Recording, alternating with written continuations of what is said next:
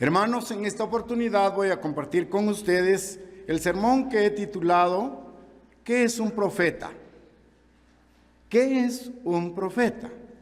Esta es una pregunta que necesita tener la definición del mismo. ¿Qué es un profeta?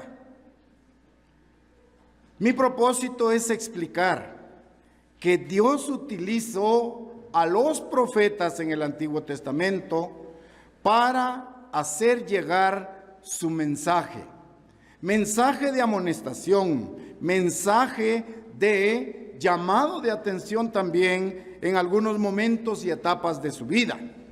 Pero también me propongo explicar las funciones de cada uno de ellos, cuáles fueron en sí, para recordarle al pueblo sobre el pacto que habían hecho con Dios. Ese es entonces el propósito de la plática. ¿Qué es un profeta? A continuación también planteo la siguiente pregunta: ¿en qué consiste su trabajo? ¿Cuál es su función? ¿Cuál es la misión para la cual fueron electos de parte de Dios? En relación a esto, ¿en qué consiste su trabajo? El apóstol Pedro nos responde esta pregunta en la segunda carta, segunda de Pedro, capítulo 1, versículo 21. Vamos a ver. Segunda carta del apóstol Pedro, capítulo 1 y versículo 21. Estamos entonces por comprender, por escuchar las definiciones desde el punto de vista de la Biblia de qué es un profeta. Pedro describe a los profetas de la siguiente manera. Primera de Pedro, capítulo 1, versículo 21, allí leemos: porque nunca la profecía fue traída por voluntad humana, sino que los santos hombres de Dios. Ahí está la pregunta respondida. ¿Qué es un profeta? Santos hombres de Dios hablaron siendo inspirados por el Espíritu Santo. Vean entonces ahí, ¿qué es un profeta? El apóstol Pedro los califica como santos hombres de Dios, con una misión, con una función específica allí. Bien, pero apenas estamos entrando a conocer la definición de lo que es un profeta. A continuación comparto con ustedes el significado que el diccionario Peloubet dice en relación a la pregunta ¿qué es un profeta? Este diccionario nos dice: la voz hebrea naví se traduce como profeta y significa, ahí está el significado, alguien que anuncia, alguien que trae un mensaje de Dios. Este es entonces el concepto. Esta es una definición de qué es un profeta. Alguien que anuncia, alguien que trae un mensaje de Dios. Bien, vean ese concepto del diccionario. Ahora bien, prosigamos. Nuestra palabra castellana profeta tiene esencialmente el mismo significado. La palabra profeta también dice que es alguien que habla por inspiración divina. Vean el tercer concepto. Profeta es alguien que habla por inspiración divina. Profeta es alguien que habla como intérprete o vocero de Dios, que entrega un mensaje acerca del deber, acerca de una advertencia, acerca de una predicción de acontecimientos futuros. Entonces tenemos ya varios conceptos de lo que es un profeta. Ahora bien, en esta palabra profeta hay un doble significado. El doble significado de esta palabra castellana, profeta, se debe a los dos sentidos que toma la proposición pro. Espero que capten bien esto, que es cuestión gramatical. Indico, la palabra profeta, vean que dice profeta, tiene una proposición, la proposición pro. Esta proposición pro tiene dos significados. El primer significado de la proposición pro es por. Quiere decir por. Y el segundo significado de la proposición pro, que es la primera parte de la palabra profeta, quiere decir allí antes. Vean los dos significados. Capten bien. La palabra profeta está dividida en la preposición pro y la composición feta. Profeta. Explico, porque es importante que lo capten. La proposición pro, que es una expresión griega, tiene dos significados. El primer significado de esta proposición pro es por, significa por. Pero el segundo significado significa antes. Dos significados. Entonces, ahora podemos decir, profeta es alguien que habla por Dios y antes de que sucedan los acontecimientos. Vean bien ahora, habla por Dios y antes de que sucedan los acontecimientos. Importantísimo es entonces entender el papel que desempeñan los profetas bíblicos. Por ejemplo, Daniel se expresa de ellos de la siguiente manera. Vamos a Daniel capítulo 9, versículo 6. Daniel 9, 6. Daniel capítulo 9, versículo 6. Resalto la importancia que entendemos del papel que desempeñan los profetas bíblicos. Vean ahora, Daniel capítulo 9, versículo 6 dice, estamos ahí, Daniel 9, 6. No hemos obedecido a tus siervos los profetas. Vean cómo lo conceptualiza Daniel. Repito, no hemos obedecido a tus siervos los profetas, que en tu nombre hablaron a nuestros reyes, a nuestros príncipes, a nuestros padres y a todo el pueblo de la tierra. Vean entonces el enfoque de Daniel aquí. Dice, no hemos obedecido a quienes, a tus siervos. Vean entonces que un profeta también es un siervo de Dios. ¿Sí? Estamos en el conocimiento de lo que es en sí un profeta. No hemos obedecido a tus siervos, los profetas, que en tu nombre hablaron a nuestros reyes, a nuestros príncipes, a nuestros padres y a todo el pueblo. ¿Qué es entonces un profeta? Es un mensajero cuyo papel no consistía únicamente en predicciones. Vean las funciones ahora. Un profeta expresaba predicciones, pero no solo eso. Un profeta también da instrucciones. Vean el segundo papel. Predice los acontecimientos, el profeta, pero da instrucciones a la vez. Tercera función del profeta, hace notar las lecciones de la historia. ¿Sí?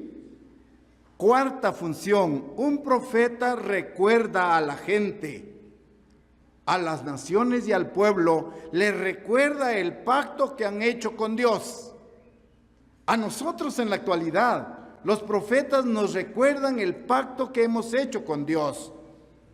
Usted cuando se bautizó dijo: estoy dispuesto a obedecer todas las instrucciones de Dios. Estoy dispuesta a obedecer toda la ley de Dios.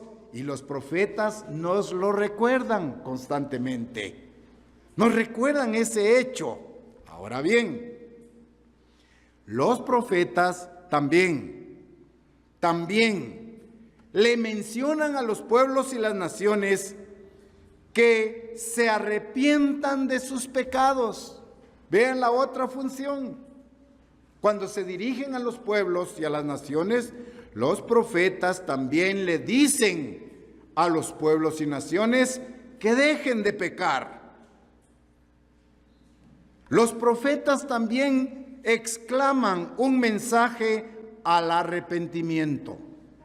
Vean la función de estos siervos de Dios.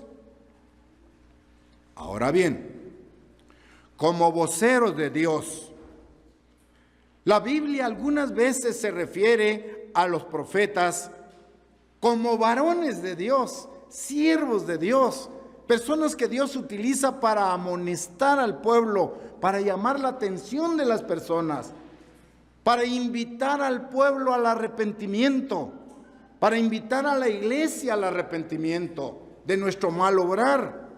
Vamos a verificarlo en Primera de Samuel, primer libro de Samuel, capítulo 2.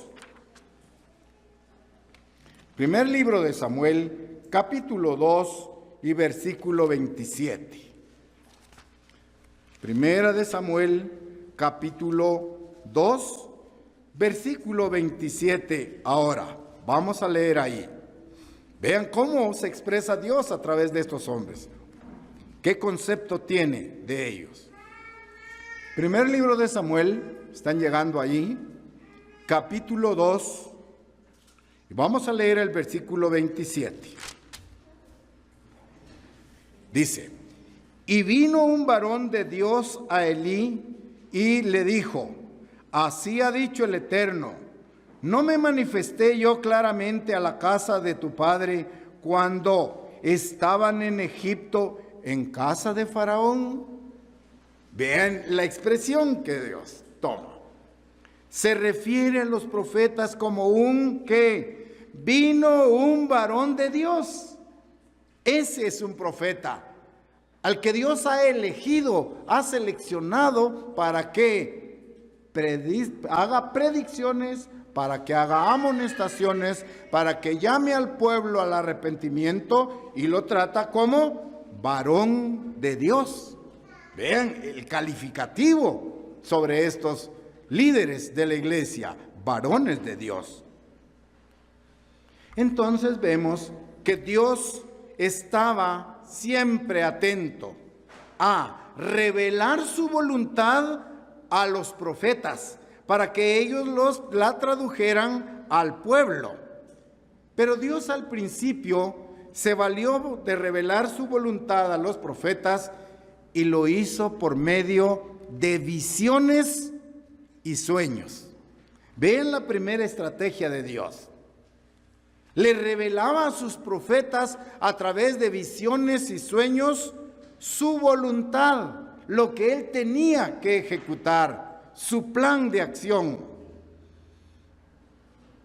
Tanto las visiones como los sueños podemos clasificarla como imágenes mentales. Imágenes mentales que los profetas veían con claridad de lo que Dios quería que dieran a conocer al pueblo, a la nación o a la gente. Por ejemplo, Isaías capítulo 2, versículo 1. Veamos esta estrategia de Dios. Isaías capítulo 2, versículo 1. Repito, Dios eligió revelarle su voluntad a los profetas por medio de sueños y visiones. Ahí leemos en Isaías 2:1. lo que vio Isaías, vean, lo que vio. Era la manera en que Dios se revelaba a los profetas, a través de visiones y sueños. Lo que vio Isaías, hijo de Amós, acerca de Judá y de Jerusalén. Vean, me interesa que comprendan que Dios le revela su voluntad a los profetas a través de ¿qué? De visiones y sueños. Y el ejemplo está allí en Isaías 2:1. Leímos lo que vio Isaías, hijo de Amós. Ahora bien, ¿qué fue lo que vio? Versículo 2. Acontecerá, vean, en el futuro, acontecerá en los postreros de los tiempos, que será confirmado el monte de la casa del Eterno como cabecera de los montes, y será exaltado sobre los collados, y correrán a él todas las naciones. Mucha atención. Acontecerá. Pregunto, ¿ya se llevó a cabo esto? ¿Ya vemos esa realidad? Aún no. Pero Dios se la está revelando a los profetas para que nosotros quedemos informados qué va a suceder. Acontecerá, habla en tiempo futuro, que será confirmado el monte de la casa del Eterno, hablando de Jerusalén como cabecera de los montes. Pregunto, ¿es Jerusalén hoy la ciudad o la capital de todo el mundo? No. Eso es en el futuro. Vean cómo Dios trabaja con sus profetas. Algunas veces Dios le decía textualmente lo que tenían que decir a los profetas. Les decía textualmente, ustedes dirán esto. Veamos un ejemplo. Isaías 44, versículo 6.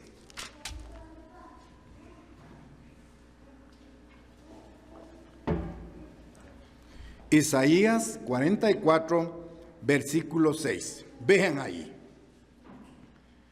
Repito, muchas veces Dios les decía textualmente lo que tenían que decir los profetas.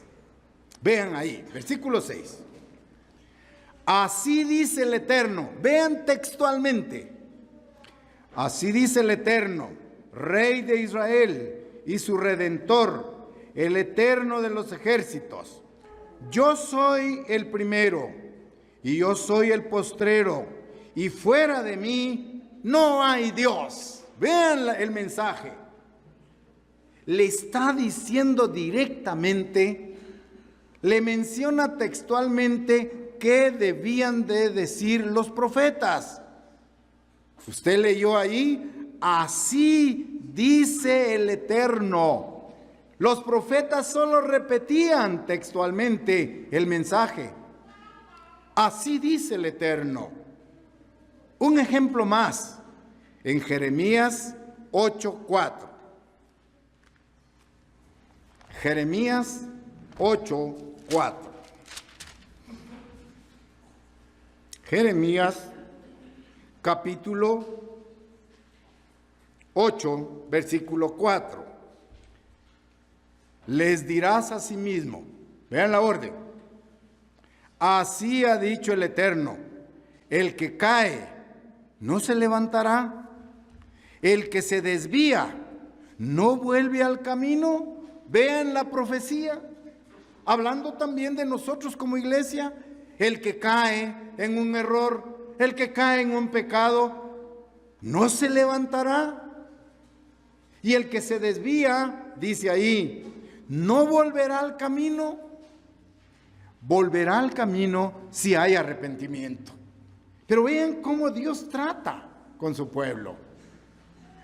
Había ocasiones, repito, en las que Dios le decía exactamente lo que tenían que decir los profetas. No podían agregarle ni quitarle, sino cumplir fielmente.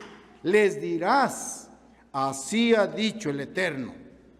Así ha dicho. Esa es la voluntad de Dios. Ese es el mensaje que el profeta enviaba, le hacía llegar al pueblo.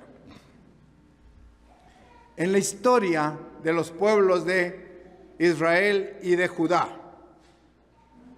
la condición espiritual del pueblo de Israel comenzó a deteriorarse poco a poco y cayó en un deterioro total inmediatamente después de la muerte de Josué.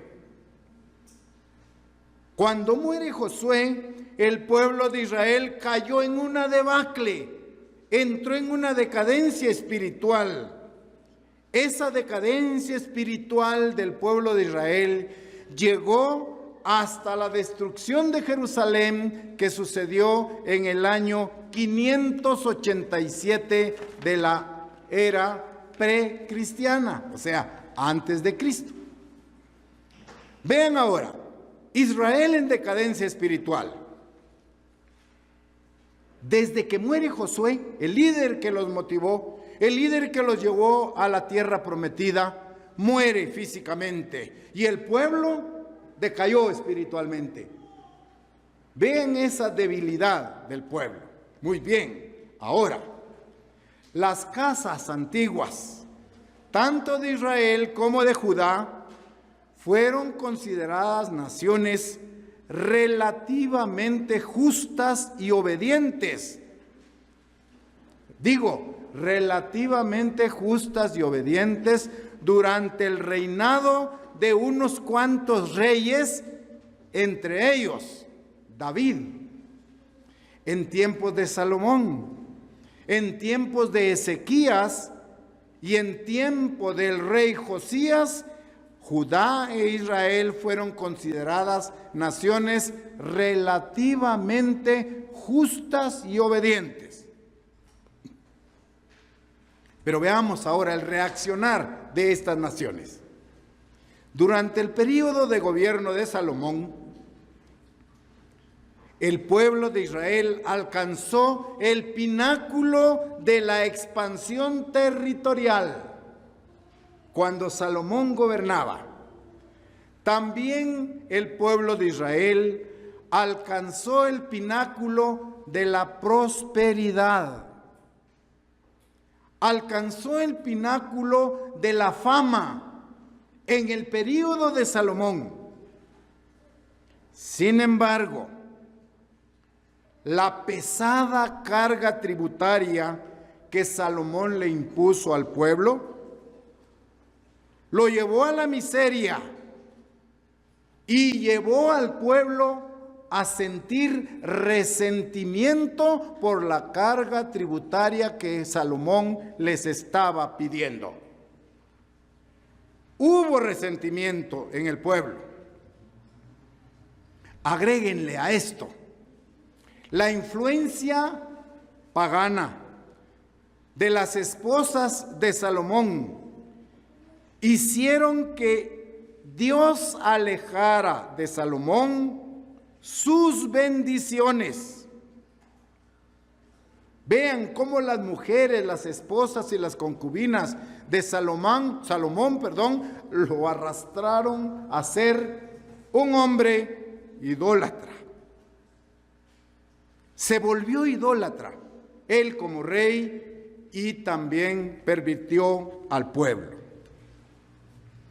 Debido a ese impacto negativo de la conducta de Salomón, Salomón dejó de obedecer el pacto de Dios. Y en esas circunstancias, Dios determinó quitarle la mayor parte de su reino, la mayor parte del reino, quitársela a su hijo Roboam. Y se la dio a un líder de la comunidad llamado Jeroboam. Dios le advirtió a Jeroboam que no cometiera el mismo pecado de Salomón y de Roboam, porque ustedes saben la historia. Roboam lo que hizo cuando gobernó, ¿qué fue? ¿Eliminó los impuestos de su padre? No, Roboam los multiplicó. Entonces hubo una división política. en la nación. Primer libro de Reyes,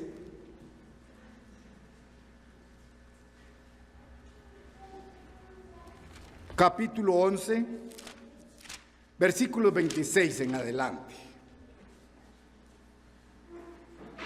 Primer libro de Reyes, capítulo 11, versículo 26 al 33 vamos a leer. Ahí está parte de la historia que les estaba narrando. Primer libro de Reyes, capítulo 11, versículos del 26 al 33. También Jeroboam, hijo de Nabal, efrateo de Sereda, siervo de Salomón, cuya madre se llamaba Sarúa, la cual era viuda, alzó su mano contra el rey. La causa por la cual éste alzó su mano contra el rey fue esta: Salomón edificó a Milo, cerró el portillo de la ciudad de David, su padre, y este varón Jeroboam era valiente y esforzado. Y viendo Salomón al joven que era hombre activo, le encomendó todo el cargo de la casa de José. Aconteció, pues, en aquel tiempo, que saliendo Jeroboam de Jerusalén, le encontró en el camino el profeta Ahías, silonita, y éste estaba cubierto con una capa nueva, y estaban ellos dos solos en el campo. Vean el versículo 30. Y tomando Ahías la capa nueva que tenía sobre sí, la rompió en 12 pedazos. Y le dijo a Jeroboam: toma para ti los 10 pedazos, porque así ha dicho el eterno Dios de Israel: he aquí que yo rompo el reino de la mano de Salomón, y a ti te daré 10 tribus. 32. Y él tendrá una tribu por amor a David mi siervo, y por amor a Jerusalén, ciudad que yo he elegido de todas las tribus de Israel. Por cuanto me han dejado y han adorado a Astoret, diosa de los sidonios, a Quemos, dios de Moab, y a Moloc, dios de los hijos de Amón, y no han andado en mis caminos para hacerlo recto delante de mis ojos, y mis estatutos y mis decretos, como hizo David su padre. Vean el punto álgido y la clave en el versículo 30. Ahí ven ustedes a un profeta de nombre Ahías. Vean la ceremonia. Tenía una capa nueva. ¿Qué hizo Ahías allí? La rompió en 12 pedazos. Cada uno de esos pedazos de la capa nueva de Ahías representaba una de las 12 tribus del pueblo de Israel. Y luego, ¿qué le dice Ahías a Jeroboam? Jeroboam no era hijo ni descendiente de Salomón, era un líder de la comunidad. ¿Qué le dice? Toma 10 partes. En otras palabras, le dice a Jeroboam: toma 10 tribus del pueblo de Israel y apártate, ¿sí? Y forma un nuevo estado, una nueva casa, a la cual le vas a dar el nombre de la casa de Israel. Y así sucedió. Jeroboam lideró la casa de Israel, cuya capital era Samaria, al norte del territorio. Y en la parte sur siguió gobernando Roboam. ¿Con qué y cuántas tribus? Si eran 12 y le dan 10 a Jeroboam, 2 tribus, ¿sí? Y su capital fue ahora Jerusalén. Todo esto sucedió allí. Se divide la casa de Israel. ¿Por qué razón? Porque se dedicó a adorar a quienes, a dioses paganos, a Quemos, por ejemplo, ya también adoró a muchos más dioses. ¿Quién? Salomón. Se dividió la casa, se incorporó la idolatría a las ceremonias religiosas. Judá, que ocupaba la parte sur del territorio, se mantuvo un poco más de tiempo fiel a Dios, ¿sí? Se mantuvo un poco más fiel, pero llegó el momento en el que también Judá se fue en los caminos de los dioses paganos. Con excepción de un periodo de reavivamiento espiritual de los reyes justos de Ezequías y Josías, en ese periodo de gobierno de Ezequías, el pueblo de Israel retomó una vez más su adoración al perfecto Dios. Ahora bien, ambos pueblos, ambas casas, hablo de la casa de Israel y la casa de Judá, se degeneraron moral y espiritualmente. Primero, la casa de Israel decayó con rapidez y luego la casa de Judá. ¿Qué fue lo que sucedió allí? Jerusalén, capital del reino de Judá, Samaria, capital del reino de Israel. ¿Qué sucedió allí inmediatamente? Israel fue tras dioses paganos. Dios condenó la idolatría del pueblo y algo más. Dios condenó la falta de respeto del pueblo de Israel por el sábado. Mucha atención nosotros en relación a esto. La idolatría del pueblo de Israel y la falta de respeto y obediencia del pueblo de Israel para el día sábado fueron las causales por las cuales el pueblo se fue en cautiverio. Se fue al exilio. Vean las causas, los pecados del pueblo de Israel, para no cometerlos nosotros también. Podemos estar nosotros idolatrando algo más que a Dios. Quizás sea nuestro dinero, nuestras posesiones, antes que Dios, y eso es idolatría. El pueblo de Israel cometió ese pecado, y aún más, le faltaron el respeto de guardar el día sábado, pisotearon el día sábado, lo trataron como un día común y corriente. Estos dos grandes pecados condujeron al pueblo de Israel para irse cautivo a Babilonia. ¿Por qué? Porque no escucharon Génesis 2, 2 y 3. Leamos ahí. Despreciaron la instrucción de Dios dada en Génesis 2, 2. La falta de respeto de guardar el día sábado fue la causa del exilio y el cautiverio del pueblo de Israel. Génesis 2, 2 y 3 leo. Acabó Dios en el día séptimo la obra que hizo. Reposó el día séptimo de toda la obra que hizo. Versículo 3. Bendijo Dios al día séptimo y lo santificó, porque en él reposó de toda la obra que había hecho en la creación. ¿Qué hizo la casa de Israel? Desobedeció el mandamiento del sábado.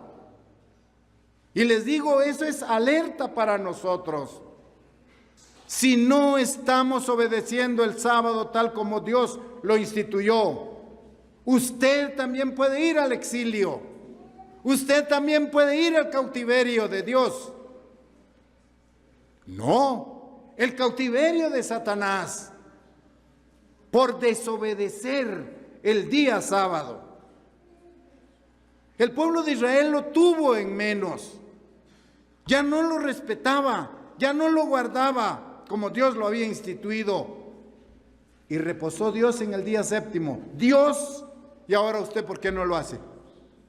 Si Dios reposó, Dios santificó este día, ¿por qué no lo vamos a hacer nosotros? Si no lo hacemos, podemos caer en cautiverio. Vamos a ser cautivos de Satanás. Y el diablo hará diestra y siniestra, dañará nuestra conciencia, endurecerá nuestro corazón para no percibir que estamos cometiendo pecado delante de Dios. Pero vean que otra instrucción, el pueblo de Israel desobedeció. Éxodo 31:12. Éxodo 31:12.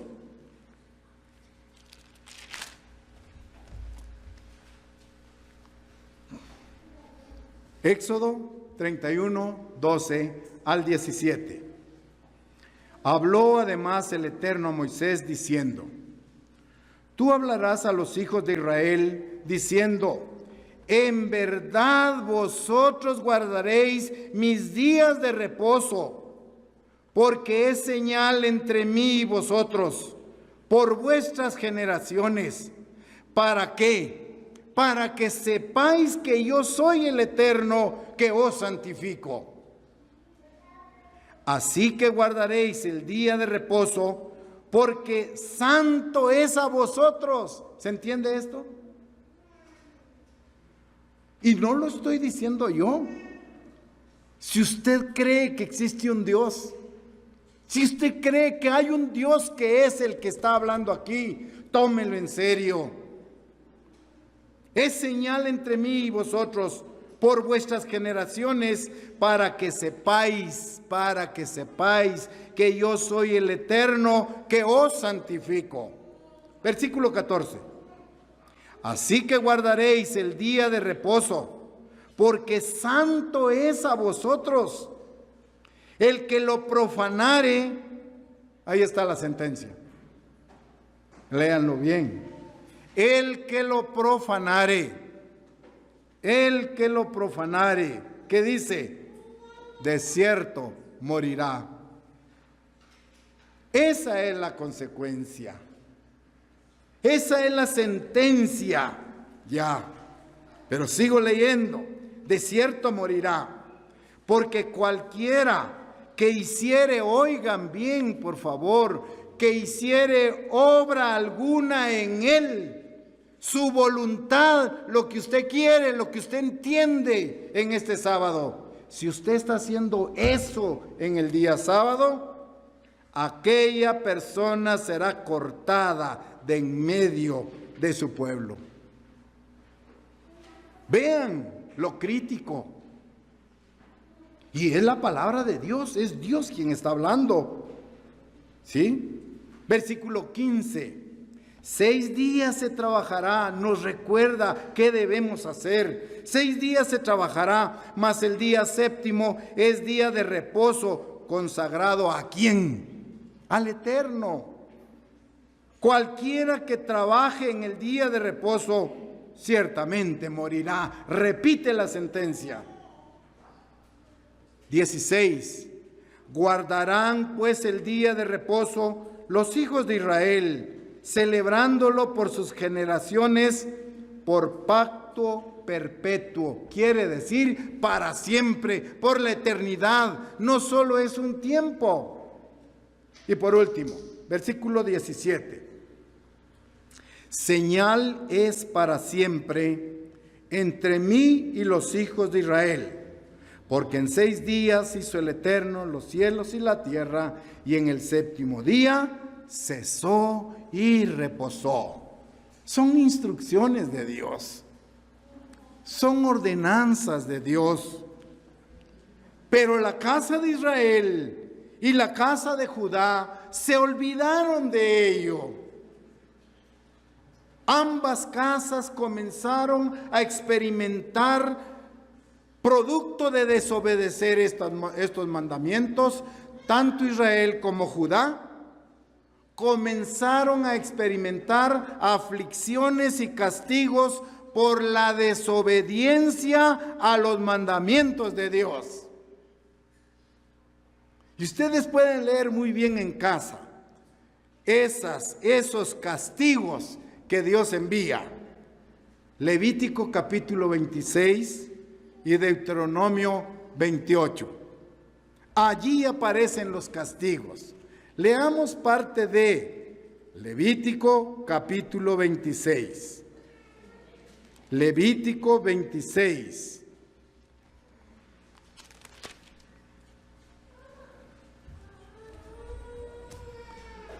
Comienza Dios a amonestar a su pueblo para que no cometa pecado, para que no transgreda la ley de Dios.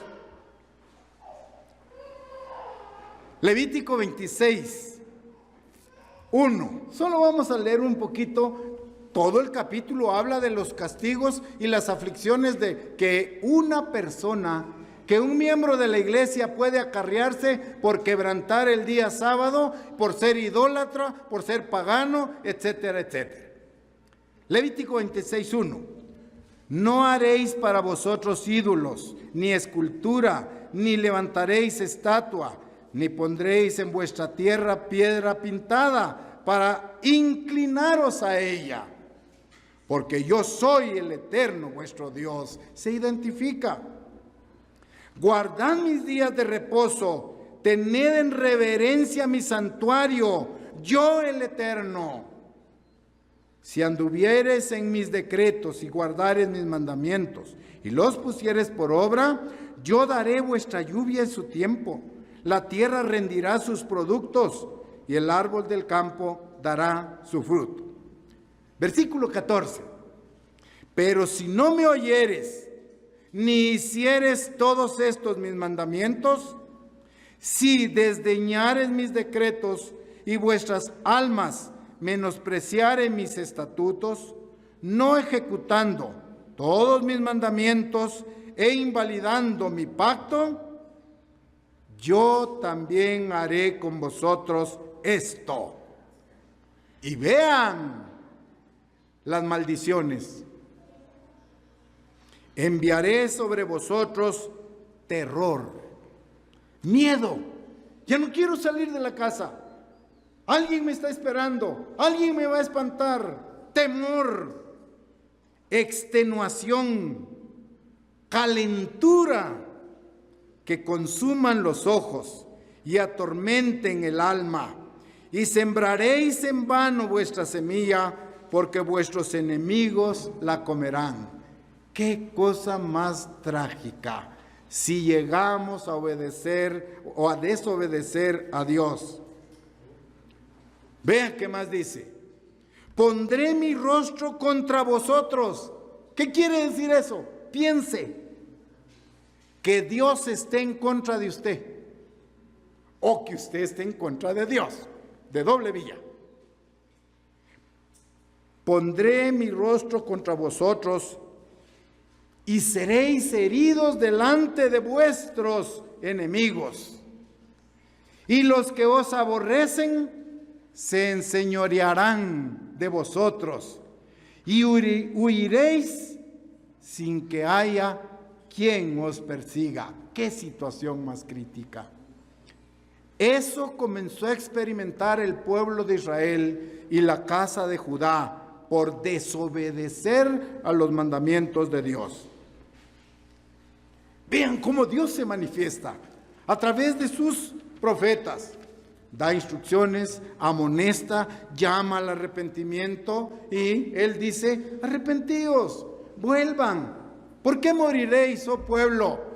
Volveos a mí, ¿sí? Volveos a mí, arrepiéntanse, dejen de estar quebrantando la ley de Dios. Y esto lo hizo a través de los profetas.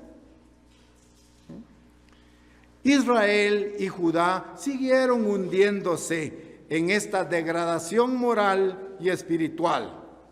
Entonces Dios intensificó el castigo sobre ellos. Les envió profetas, les envió mensajeros para que le anunciaran a ambas naciones la grave advertencia producto de sus pecados. ¿Cuáles fueron los pecados más evidentes de Israel y de Judá? Su codicia, idolatría y profanar el sábado de Dios. Vean eso. Codicia, idolatría y profanar el sábado de Dios, así como sus fiestas santas, por extensión.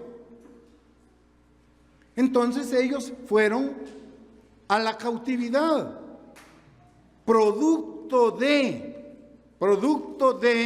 desobedecer la ley santa, justa y perfecta.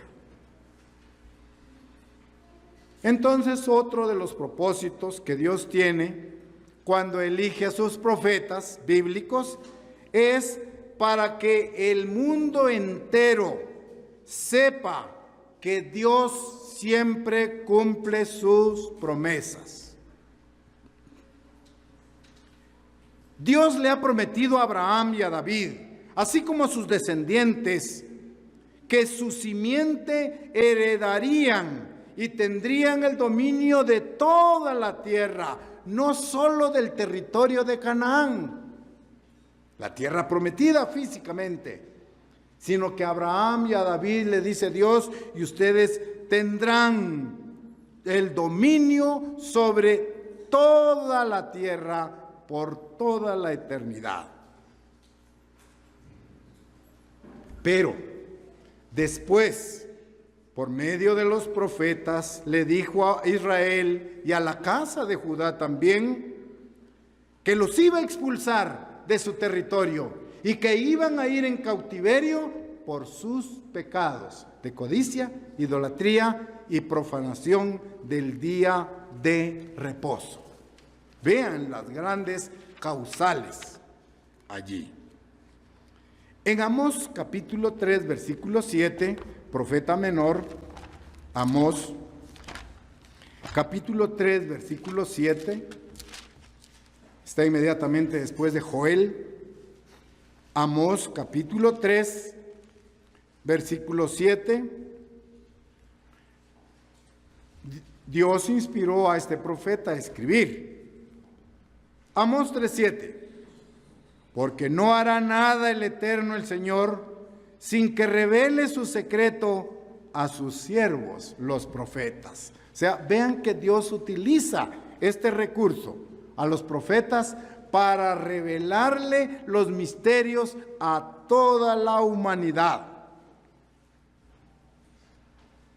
Entonces, hemos captado que Dios comisionó a los profetas no solo para advertir acerca de los desastres inminentes, sino que también utilizó a los profetas para explicar que esos acontecimientos se cumplirían al pie de la letra.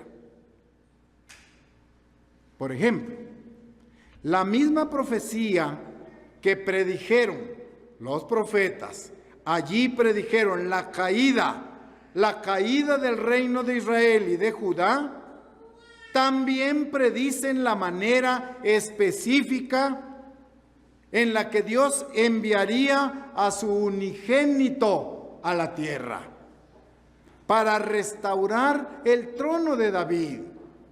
Dios le dijo a Judá y a Israel, se van a ir en exilio, pero eso va a ser temporalmente.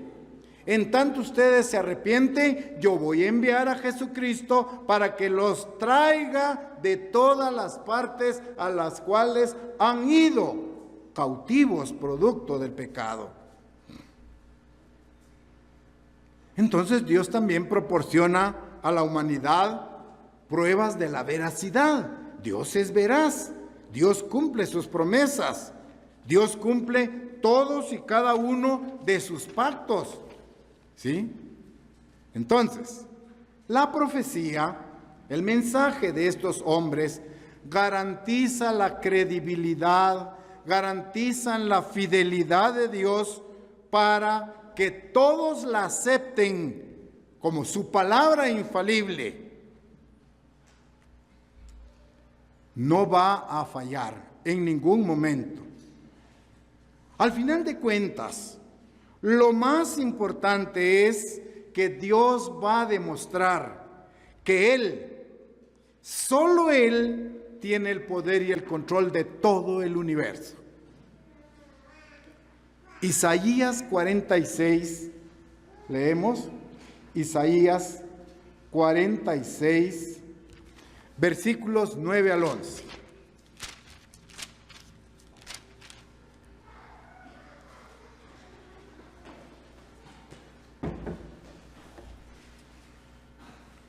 Isaías 46, versículos 9 al 11. Dios le muestra a la humanidad que Él tiene el control de todo lo que sucede en el universo. Isaías 46, versículos 9 al 11. Acordaos de las cosas pasadas desde los tiempos antiguos, porque yo soy Dios. Vean cómo lo confirma. Yo soy Dios y no hay otro Dios, y nada hay semejante a mí. Se identifica claramente que anuncio lo por venir desde el principio y desde la antigüedad lo que aún no era hecho. Que digo, mi consejo permanecerá y haré todo lo que yo quiero. ¿Quién lo está diciendo? Dios. Con ello está demostrando que Él tiene el control de todo lo que sucede. Haré todo lo que yo quiero. Versículo 11. Que llamo desde el oriente al ave y de la tierra lejana al varón de mi consejo. Yo hablé, yo haré venir, lo he pensado y también lo haré. Confirma Dios. Y también lo haré.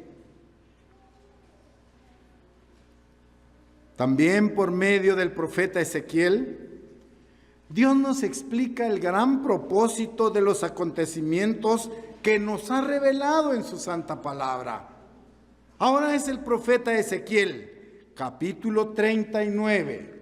Ezequiel 39.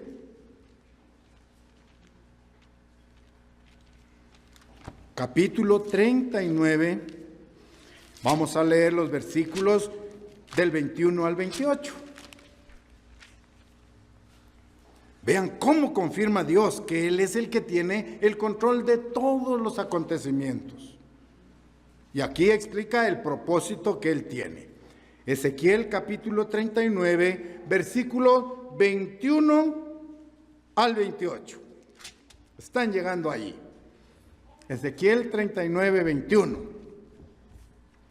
Y pondré mi gloria entre mis naciones, y todas las naciones verán mi juicio que habré hecho y mi mano que sobre ellos puse.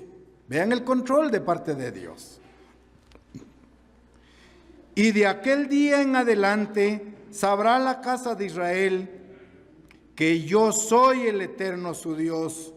Sabrán las naciones que la casa de Israel fue llevada cautiva por su pecado, por cuanto se rebelaron contra mí. Y yo escondí de ellos mi rostro y los entregué en manos de sus enemigos, y cayeron todos a espada. Conforme a su inmundicia y conforme a sus rebeliones hice con ellos, y de ellos escondí mi rostro. Vean qué trágico. De ellos escondí mi rostro. Por tanto, así ha dicho el Eterno, el Señor. Vean la voluntad de Dios. Haré volver la cautividad de Jacob. Tendré misericordia de toda la casa de Israel. Y me mostraré celoso por mi santo nombre. Vean la misericordia de Dios. Estos pueblos de Israel, que hoy se encuentran dispersos en muchos lugares, no reconocen a Dios como su Dios. Andan sirviéndole a dioses ajenos, paganos, Abunda la idolatría, la codicia, el poder, la fama en ellos. Pero vean ahora cómo Dios usa misericordia. Tendré misericordia de toda la casa de Israel y me mostraré celoso por mi santo nombre. Y ellos sentirán su vergüenza y toda su rebelión con que prevaricaron contra mí, cuando habiten en su tierra con seguridad y no haya quien los espante. Cuando los saqué de entre los pueblos, los reinos de la tierra de sus enemigos, y sea santificado en ellos ante los ojos de muchas naciones. Y sabrán que yo soy el Eterno, su Dios, cuando después de haberlos llevado al cautiverio entre las naciones, los reúna sobre su tierra, sin dejar allí a ninguno de ellos. Y por último, versículo 29, ni esconderé más de ellos mi rostro, porque habré derramado de mi espíritu sobre la casa de Israel, dice el Eterno, el Señor, como quien firma un documento. Dice el Eterno, el Señor. Pero esto es profecía. Es un mensaje que Dios está mandando. Se llevará a cabo en el tiempo futuro. Hoy, las tribus perdidas del pueblo de Israel ni siquiera se identifican como esa casa de Israel. Andan dispersas en todo el mundo.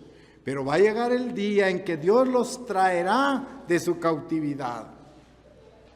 Ven qué belleza de mensajes encierran las profecías de Dios para su pueblo, para nosotros como iglesia.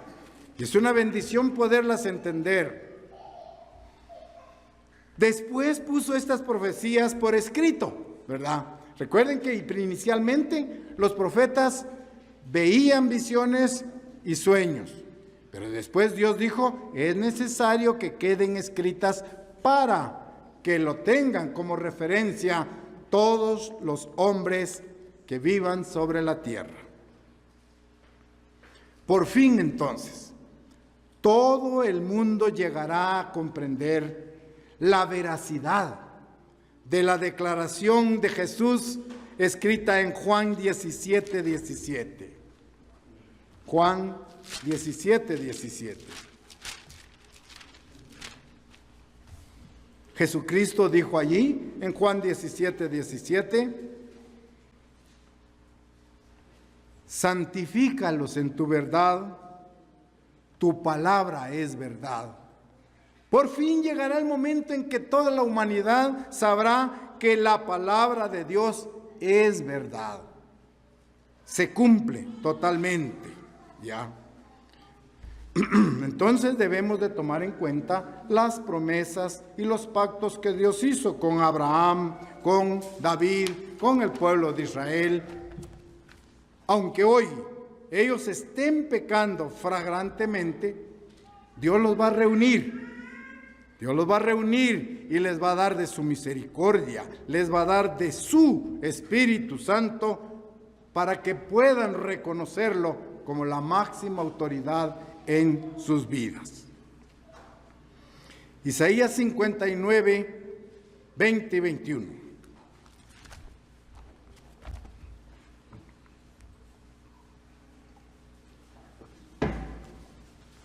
Capítulo 59.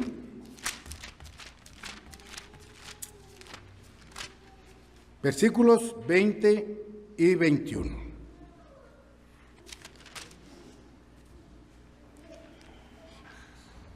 Vendrá el Redentor a Sión, vean ahí, vendrá el Redentor a Sión, y los que se volvieren de la iniquidad en Jacob, dice el Eterno. Y este será mi pacto con ellos, dijo el Eterno, el Espíritu mío que está sobre ti, mis palabras que puse en tu boca, no faltarán de tu boca, ni de la boca de tus hijos, ni de la boca de los hijos de tus hijos, dice el Eterno, para siempre.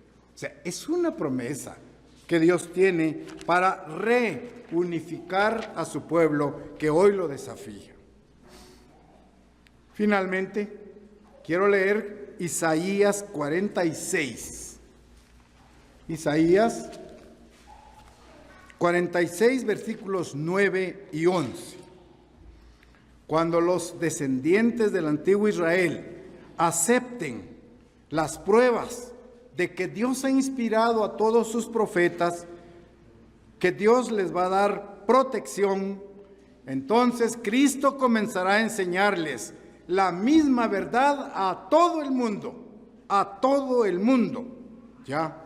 Isaías 46, versículos 9 al 11. Acordaos de las cosas pasadas desde los tiempos antiguos, porque yo soy Dios y no hay otro Dios, y nada hay semejante a mí, que anuncio lo porvenir desde el principio y desde la antigüedad, lo que aún no era hecho, que digo, mi consejo permanecerá y haré todo lo que yo quiero, que llamo desde el oriente al ave y de la tierra lejana al varón de mi consejo. Yo hablé, yo lo haré venir y lo he pensado y también lo haré.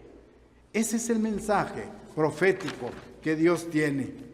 Esa es la función que cumplen los profetas que Dios ha elegido para llevar su mensaje, para exhortarlos, para llamarlos al arrepentimiento, para que entiendan que solo hay un Dios todopoderoso al cual tenemos que darle honra y gloria en nuestras vidas.